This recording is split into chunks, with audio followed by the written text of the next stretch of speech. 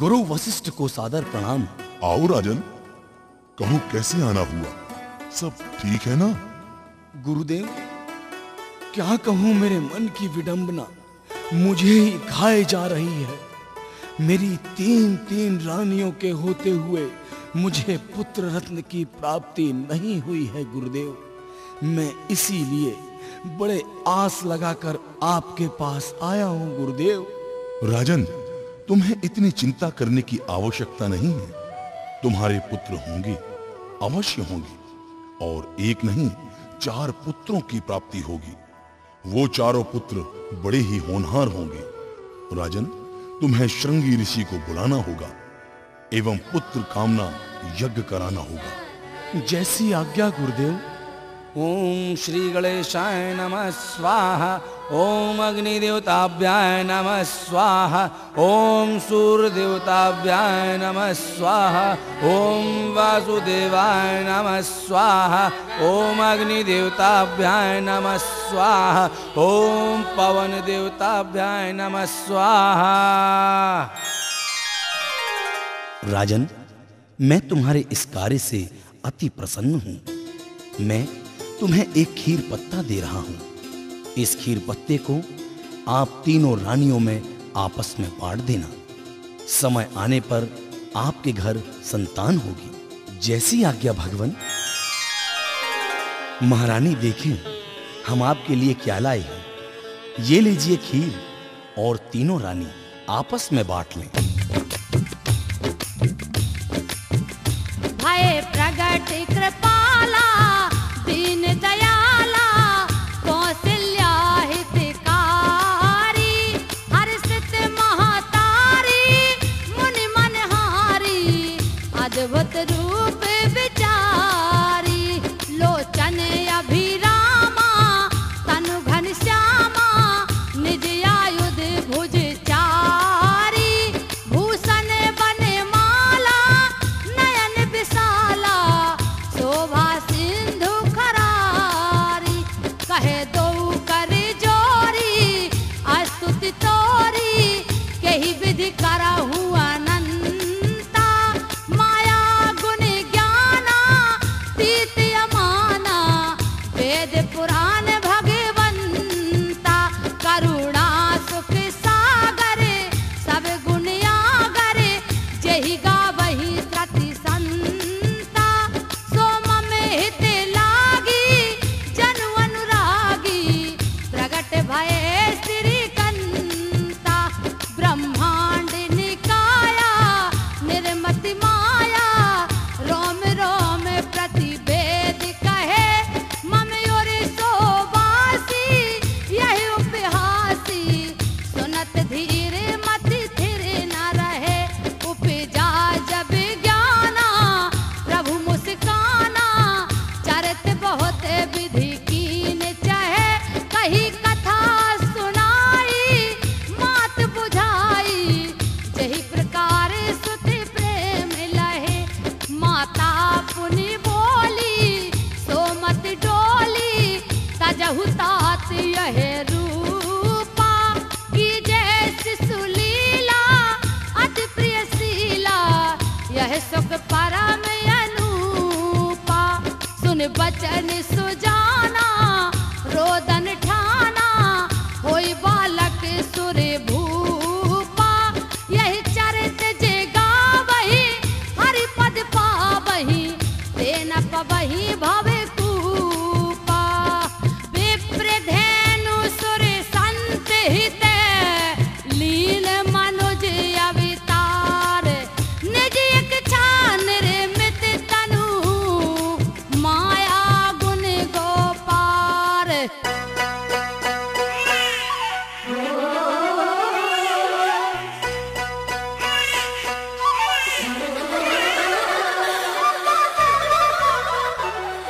अरे सुनती हो? का है? राजा दशरथ के घर में पुत्रों की प्राप्ति हुई है। हाँ चलो चलती हो? हाँ हाँ चलो। पूरे नगर में ना ढिंडोरा मचा है। बड़ी खुशी की बात है बिन्ना। देखो तो राजा दशरथ जी के घर में बड़े दिनों में तो खुशियाँ छाई हैं।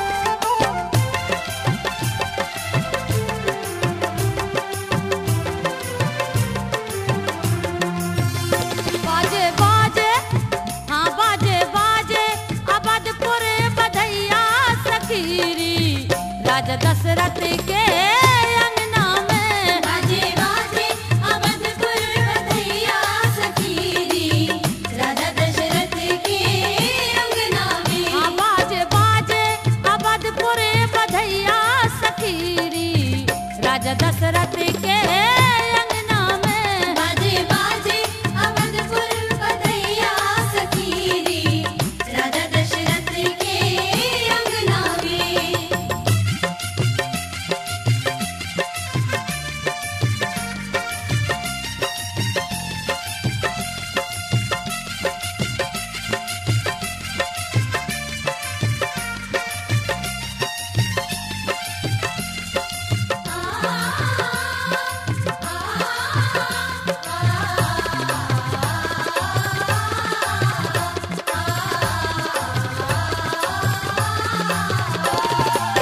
प्रगट भये हैं दीन दयाला अवधपुरी में छायो जाला।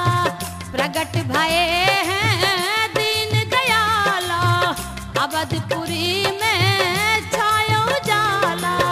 प्रगट भये हैं दीन दयाला अवधपुरी में छायो जाला। पल न झूल रहे पल न झूल रहे चारों भैया सखीरी राजा दशरथ के अंगना में। बाजे बाजे अवधपुर बधैया सखीरी राजा दशरथ के अंगना में। नौमी तिथि मधुमास पुनीता सकल पक्ष अभिजित हरि प्रीता। मध्य दिवस अति शिव न धामा पावन काल लोक विश्रामा। शीतल मंद सुरभि बहु पाऊ हर्षित सुर संतन मन चाहू। भव सागर के पार लगैया सखीरी राजा दशरथ के अंगना में। बाजे बाजे अवधपुर बधैया सखीरी राजा दशरथ के अंगना में। दशरथ द्वार फूल अति बरसे नर नारी सुर नर मुनि हर्षे। कौशल्या मायति सुख पावे नारायण को गोद खिलावे। दशरथ पुत्र जन्म सुन काना मानहु ब्रह्मा नंद समाना। गोदी खेल रहे हाँ गोदी खेल रहे दशरथ के छैया सखीरी राजा दशरथ के अंगना में। बाजे बाजे अवधपुर बधैया सखीरी राजा दशरथ के अंगना में। हाँ बाजे बाजे बाजे अवधपुर बधैया सखीरी राजा दशरथ के अंगना में। बाजे बाजे अवधपुर बधैया सखीरी राजा दशरथ के अंगना में।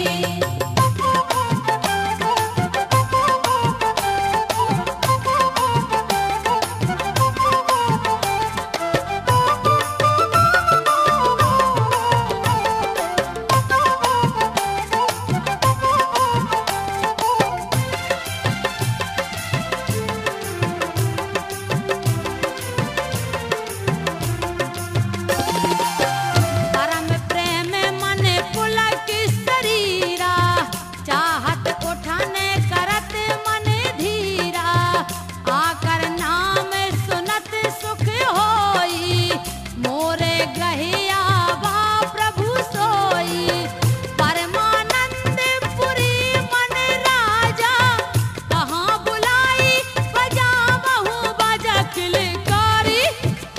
किलकारी भरे रघुरैया सखीरी राजा दशरथ के अंगना में। बाजे बाजे अवधपुर बधैया सखीरी राजा दशरथ के अंगना में।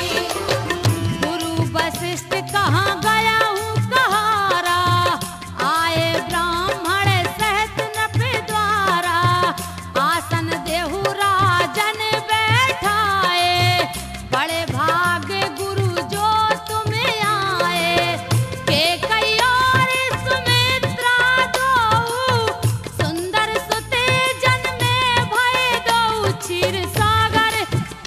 क्षीर सागर के जन्मे बसैया सखीरी राजा दशरथ के अंगना में। बाजे बाजे अवधपुर बधैया सखीरी राजा दशरथ के अंगना में। वह सुख संपत्ति समाये समाजा कहीं ना सकहि सारद यही राजा। राम लखन और भरत शत्रुघ्न देखत जिन्हें आघात नहीं मन। नाम करण मुनि है करवाए दिव्य बसन भूषण है गाए। दीन दुखियों की तेरे सुनैया सखीरी राजा दशरथ के अंगना में। बाजे बाजे अवधपुर बधैया सखीरी राजा दशरथ के अंगना में। बाजे बाजे अवधपुर बधैया सखीरी राजा दशरथ के अंगना में। बाजे बाजे अवधपुर बधैया सखीरी राजा दशरथ के अंगना में।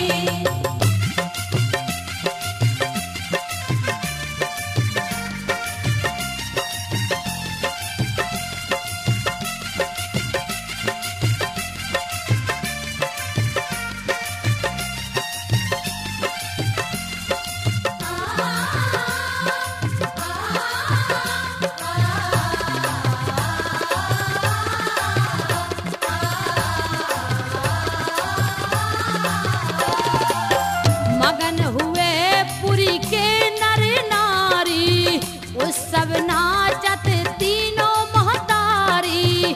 ब्रह्मा शिव सब करत प्रणामा धन धन कौशलपुर धामा।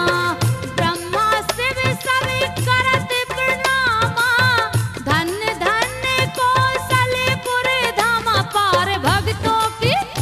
पार भक्तों की करने को नैया सखीरी राजा दशरथ के अंगना में। बाजे बाजे अवधपुर बधैया सखीरी राजा दशरथ के अंगना में। बाजे अवधपुर बधैया सखीरी राजा दशरथ के अंगना में। बाजे बाजे अवधपुर बधैया सखीरी राजा दशरथ के अंगना में। बाजे बाजे अवधपुर बधैया सखीरी राजा दशरथ के अंगना में। बाजे बाजे अवधपुर बधैया सखीरी राजा दशरथ के अंगना में। बाजे बाजे अवधपुर बधैया सखीरी राजा दशरथ के अंगना में। बाजे बाजे अवधपुर बधैया सखीरी राजा दशरथ के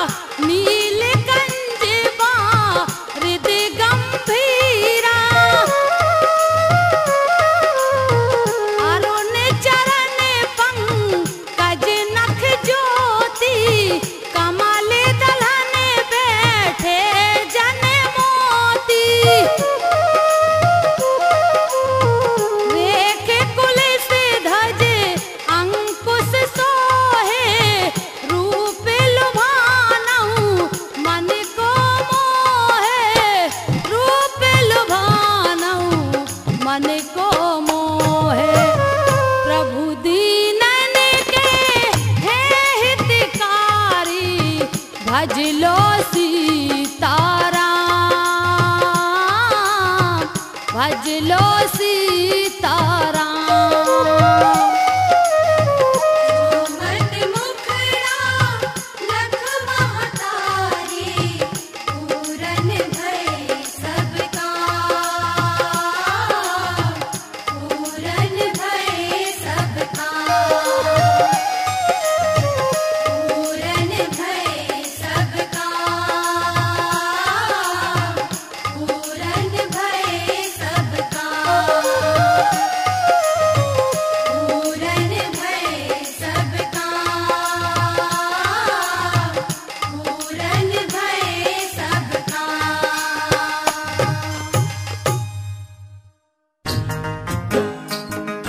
ले ले ले ले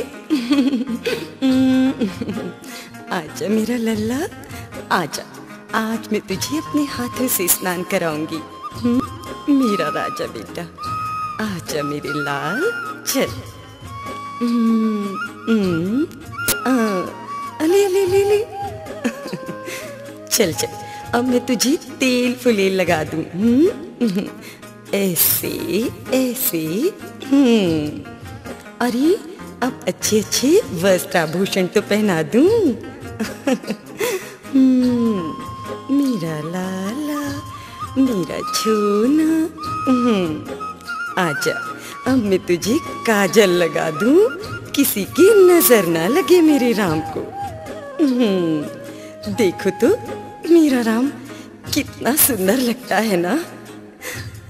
अच्छा बेटे, अब तू पाले में झूल, क्योंकि इष्टदेव भगवान की पूजा भी तो करनी है। मेरा लाल, चलो अब रसोई घर से पकवान तो ले आऊं, इष्टदेव भगवान को भोग लगाना है। अरे ये बालक कौन है? मेरा राम तो, वो तो पालने में सो रहा है। भला देखो देखो तो, ये मुझे कहीं कोई भ्रम तो नहीं हो रहा?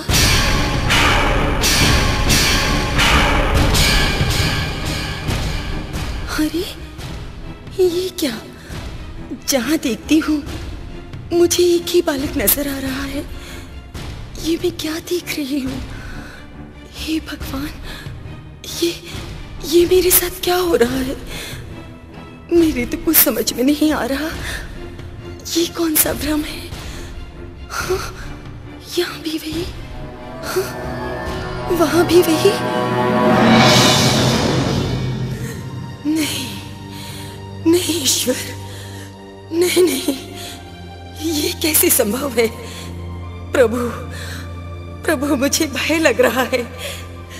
प्रभु ऐसा न कीजिए, आप अपने बालक रूप में ही वापस आ जाइए। प्रभु मुझे डर लग रहा है, मैं ये रूप नहीं देख सकती। प्रभु आपका ये विराट रूप मैं नहीं देख सकती। प्रभु मुझे भयभीत न कीजिए, आप अपने बालक रूप में ही आ जाइए। प्रभु अपने बालक रूप में ही आ जाइए, अपने बालक रूप में ही आ जाइए।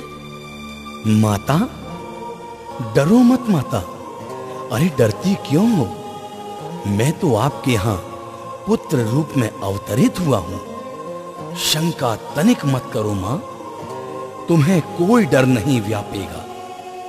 मैं ही नारायण हूँ, मैं ही ब्रह्मा हूँ, और मैं ही शिव हूँ। मैं ही समस्त ब्रह्मांड में वास करने वाला हूँ। मुझ में सब समाये हुए हैं। ये तो मेरे सौभाग्य की बात है कि आप जैसी माता मुझे मिली। आप जैसी माँ को पाकर मैं धन्य हो गया हूँ, धन्य हो गया हूँ। अब आप मुझसे बिल्कुल नहीं डरना, घबराना नहीं। मैं अपने भक्तों की रक्षा और दुष्टों का विनाश करने पैदा हुआ हूँ। माते, ये बात आप अपने तक ही रखना, किसी से ना बताना। तथास्तु माते, तथास्तु, तथास्तु।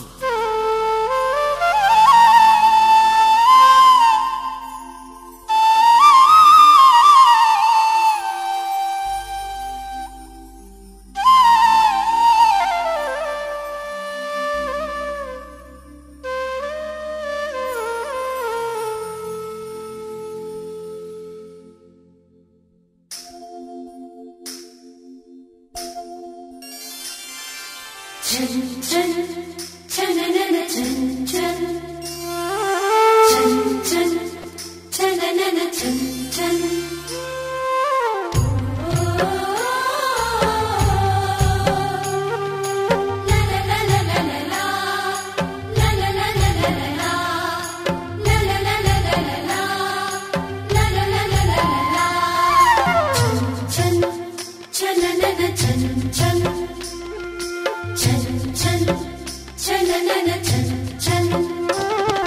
ठुमक चलत रामचंद्र बाजत पैजनिया, ठुमक चलत रामचंद्र बाजत पैजनिया, ठुमक चलत रामचंद्र बाजत पैजनिया, ठुमक चलत रामचंद्र बाजत पैजनिया, उंगली पकड़ अंगना फिरत राजा जू की रनिया, उंगली पकड़ अंगना फिरत राजा जो किरनिया, उंगली पकड़ अंगना फिरत राजा जू की रनिया, उंगली पकड़ अंगना फिरत राजा जो किरनिया, ठुमक चलत रामचंद्र बाजत पैजनिया, ठुमक चलत रामचंद्र बाजत पैजनिया, ठुमक चलत रामचंद्र बाजत पैजनिया, ठुमक चलत रामचंद्र बाजत पैजनिया।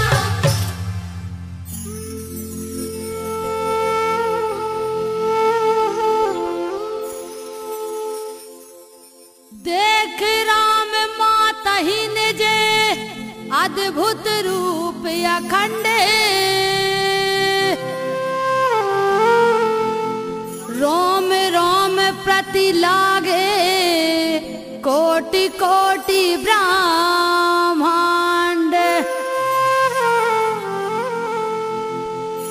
आगे नित्य रवि शशि से चतुरानन, बहुगिरि सरते सिंधु मही कानन, काल कर में गुने ज्ञान स्वभाव, सोई देखा जो सुना न काहू, देखी माया सबे विधि गाढ़ी, अति सभीते जोरे कर ठाड़ी, देखा जीवे न चावहि जाही, देखी भगति जो छोड़हि ताही, तन पुलकिते मुख बचन नयावा, नयन मूंदे चरणन सिरनावा, विस्मय बनते देख महतारी, भय बहुरी शिशु रूप खरारी, बार बार कौशल्या विनय करही कर जोरी, अब जानी कबहू व्यापे प्रभु मोहि माया तोरी, बाल चरते हरि बहु विधि कीन्हा, अति आनंद दसन कह दीना, कछुक काले बीते सब भाई, बड़े भये परिजन सुखदाई,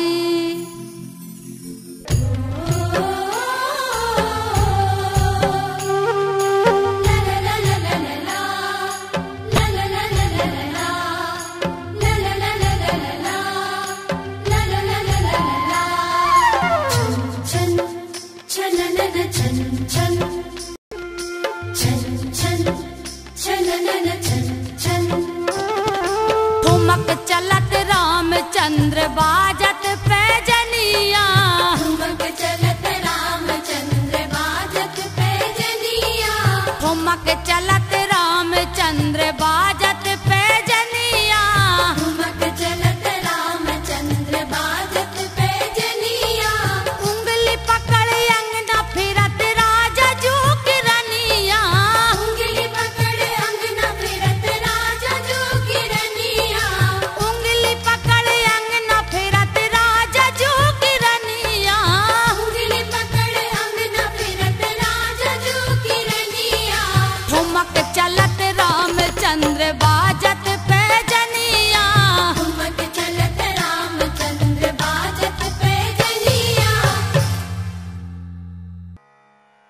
हनुमान, तुम मेरे रुद्र रूप हो।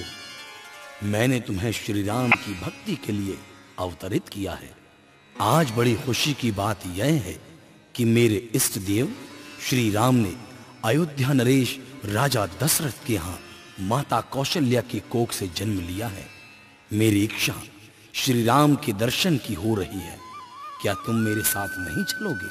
क्यों नहीं प्रभु, अवश्य चलूंगा। मैं भी प्रभु राम के दर्शन करूंगा। प्रभु, पर मुझे करना क्या होगा? हनुमान, तुम्हें छोटे से बानर का रूप धारण करना होगा और मैं बन जाऊंगा मदारी। मैं तुम्हें अयोध्या ले चलूंगा, तुम्हारे गले में रस्सी बांधकर नाच नचाऊंगा। फिर देखना कितना मजा आएगा। भगवान श्री राम देखना तुमसे कितना प्रेम करेंगे। हाँ हाँ प्रभु, क्यों नहीं। मेरा तो जन्म ही उनकी सेवा के लिए हुआ है। प्रभु, नेक कार्य में देरी किस बात की, अब चला जाए।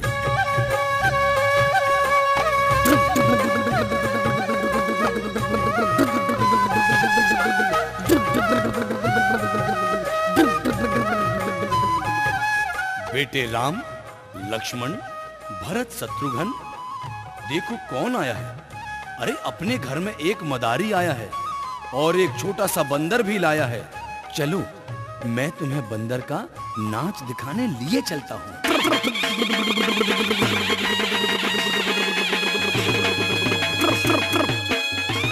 आओ बच्चों, बंदर का नाच देखो, बंदर का तमाशा देखो। आज ऐसा खेल दिखाऊंगा, बंदर को नचाऊंगा कि ना आपने पहले कभी देखा होगा और ना कभी बाद में देखेंगे। और हाँ, खेल खत्म होते ही अपने घरों से आटा दाल चावल सीधा लाना बिल्कुल न भूलें। आइए देखते हैं बंदर का तमाशा, बंदर का नाच। बंदर का तमाशा बंदर के नाच के साथ अद्भुत खेल दिखाएंगे।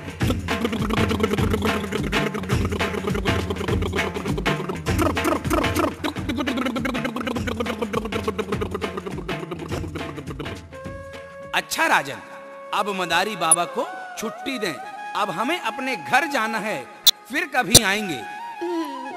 नहीं पिताजी, मुझे वही बंदर चाहिए। मुझे वही बंदर चाहिए पिताजी। मैं वही बंदर लूंगा, मुझे और कुछ नहीं चाहिए। मैं वही बंदर लूंगा।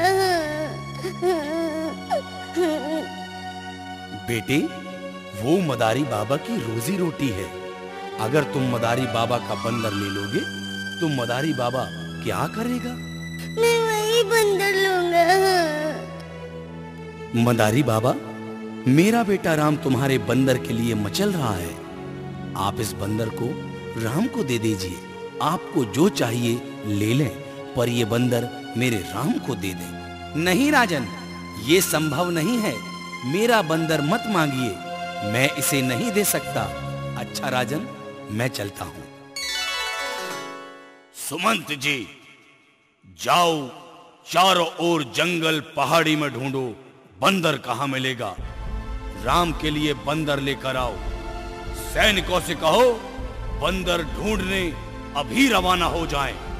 जो आज्ञा महाराज। सिपाहियों, राजा साहब की आज्ञा का पालन किया जाए। जो आज्ञा मंत्री जी। चलो। प्राणनाथ, सुनते हैं? देखिए, अपने राम की हालत दिनों दिन बिगड़ती ही जा रही है।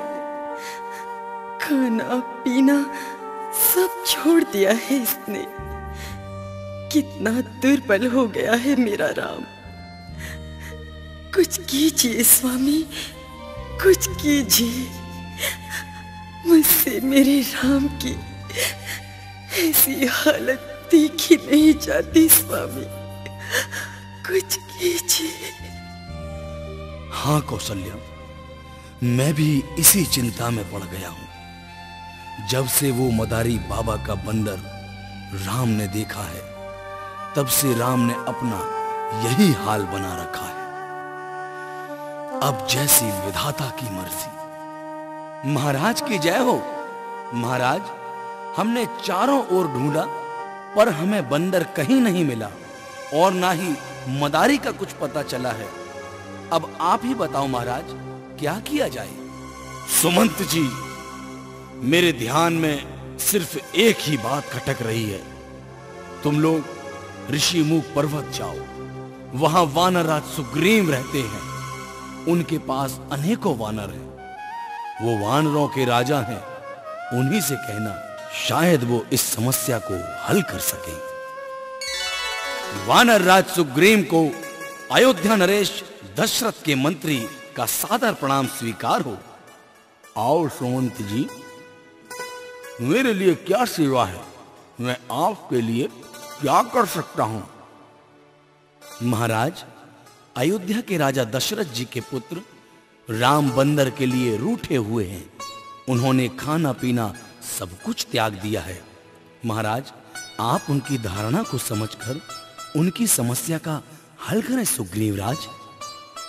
सुमंत जी, भला महाराज दशरथ की आज्ञा का पालन हम क्यों नहीं करेंगे?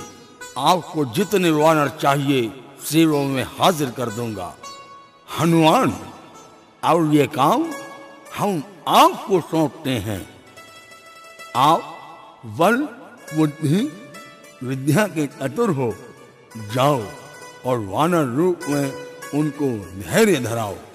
जो आज्ञा सुग्रीव राज जी, अभी अयोध्या प्रस्थान करता हूं। राजा दशरथ की जय हो। आओ सुमंत जी, समस्या का हल हुआ कि नहीं? महाराज, वानर राज सुग्रीव ने एक ऐसा वानर भेजा है जो कि सब बातों में निपुण है। ये देखिए। प्रणाम महाराज, प्रभु के चरणों में हनुमान का प्रणाम स्वीकार हो प्रभु।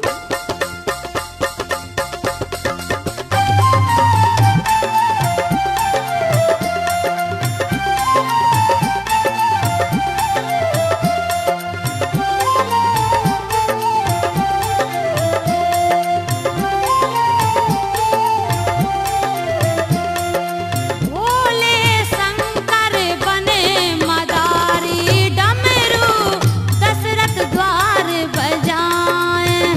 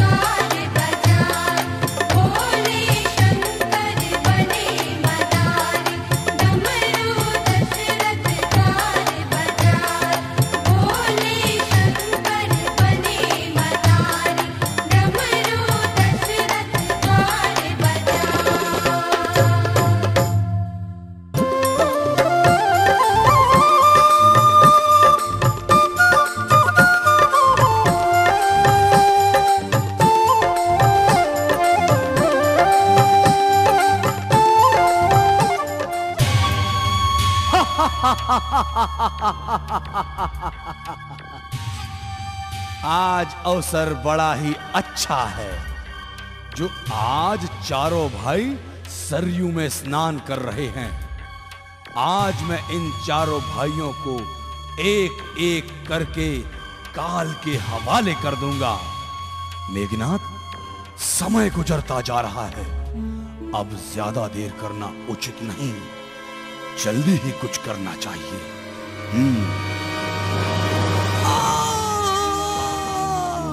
राम भैया! भैया क्या हुआ जो आप अचानक इतने विचलित हो रहे हैं? राम भैया, किसी जानवर ने मेरा पानी के भीतर पैर पकड़ रखा है। मैं इसे बाहर निकाल कर ही दम लूंगा। आज चाहे जो हो, इस जानवर की तो खैर नहीं।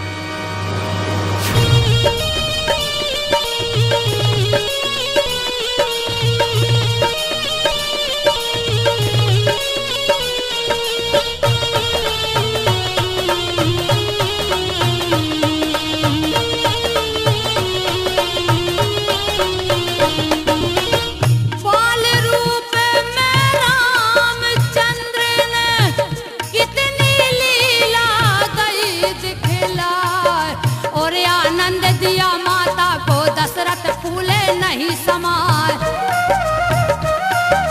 एक समय जब चारों भैया सरजू नदी में रहे नहाए,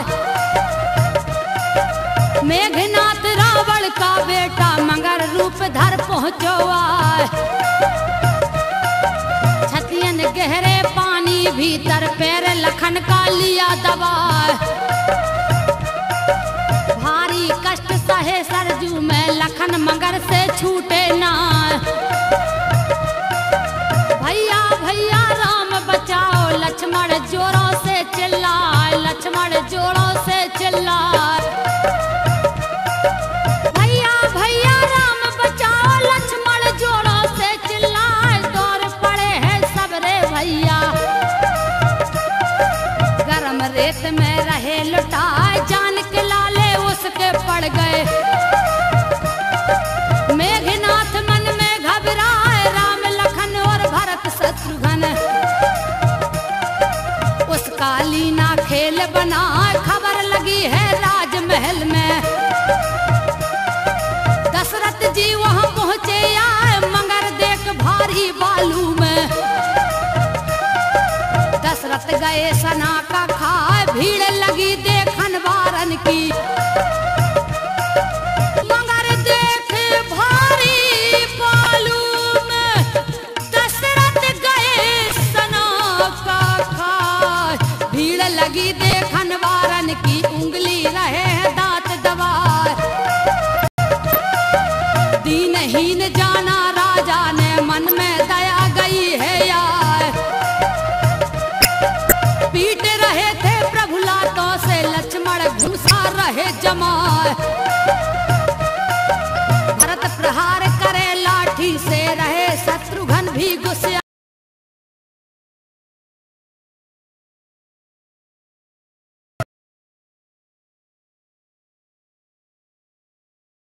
तब दशरथ ने हाथ पकड़ के है बेटे से कहा, सुना बेटा रामे से मत मारो, इसकी देव जान बचाए। करी कृपा है मेघनाथ पर,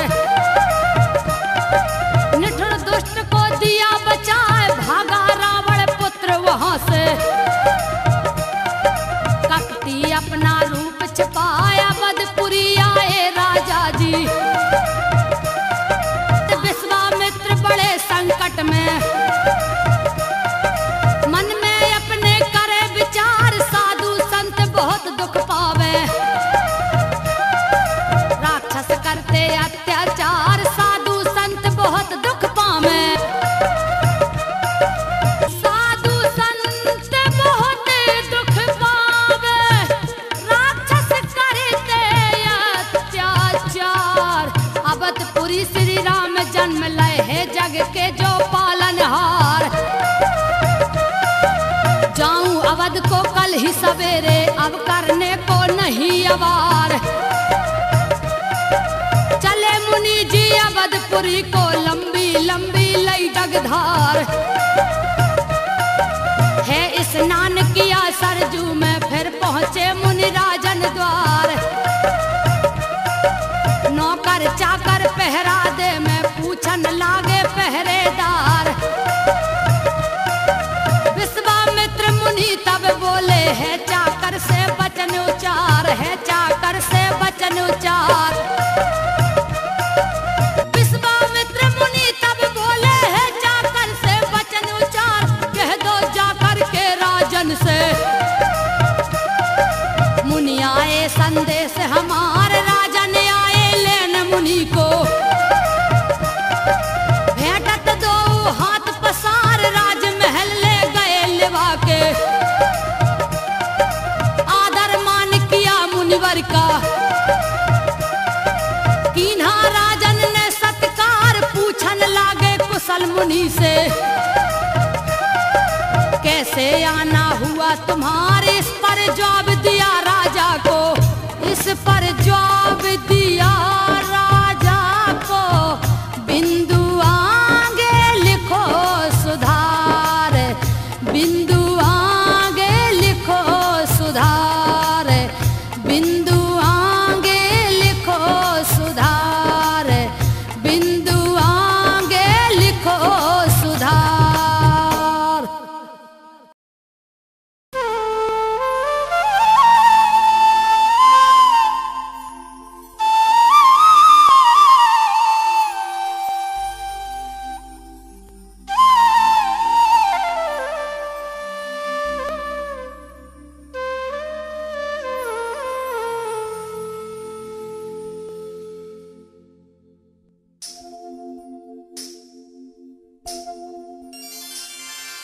चल चल चलन चल चल चल चल चलन चल चल